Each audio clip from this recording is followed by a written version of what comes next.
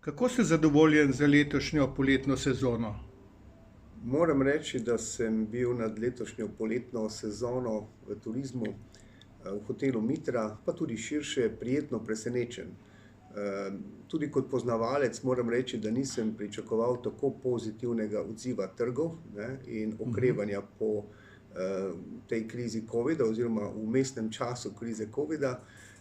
To konkretno pomeni, da smo v letošnjem letu realizirali tam med 45 in 50% več turističnega prometa v hotelu, merjeno v številu nočitev, pa tudi v prihodkih, in v mesecu avgustu celo več kot leta 2019.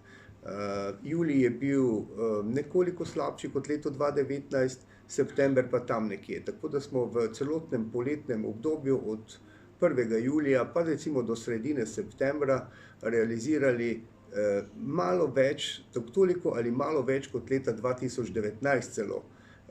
Kar pomeni, da se je turizem vrnil, kar pomeni, da se je dokazalo, da turizem lahko zelo hitro okreva tudi po hudih krizah, kar se je dokazalo že v preteklosti velikokrat v svetovnem merilu.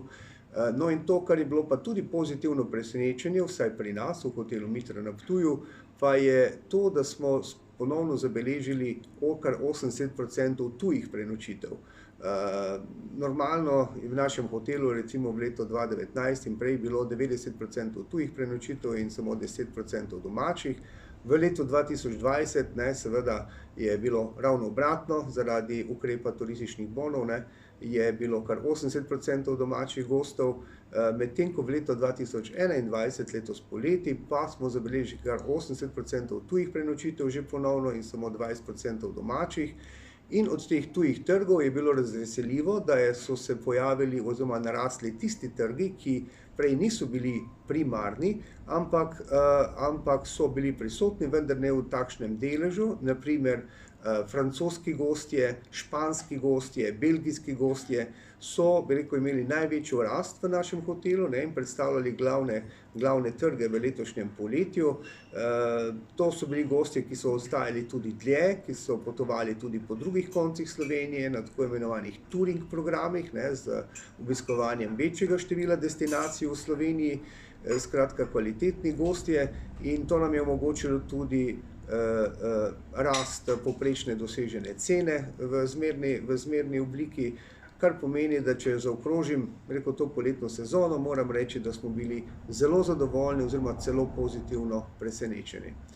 Seveda je pa tukaj širši kontekst tudi, ki tega, da smo bili prej 8 mesecev oziroma 11 mesecev zaprti, če vštejem še pomlad leta 2020, in seveda ta poletna sezona še nas ne bo rešila, vendar pa ocenjujem, da je vseeno vlada Republike Slovenije s svojimi robustnimi ukrepi, tako turističnih bonov, kot sofinanciranja fiksnih stroškov, kot sofinanciranja čakanja na delo, skrajšanega delovnega časa, pomočjo z enkratnimi ukrepi uspela ohraniti turistično dejavnost.